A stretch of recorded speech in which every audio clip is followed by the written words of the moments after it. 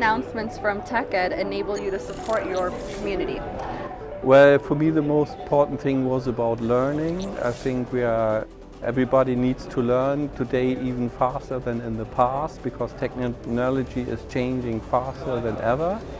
And these announcements today that now the content is also distributed not only on the SAP own platform but this Coursera platform as well. The biggest announcement for us, I think, is the Coursera and the learning and training announcements.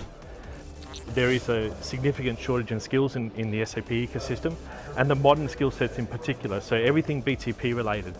So I think being able to use things like the Coursera training to educate more of our graduates, educate more of our existing SAP ecosystem is critically important, especially in our community in the Australian and New Zealand region.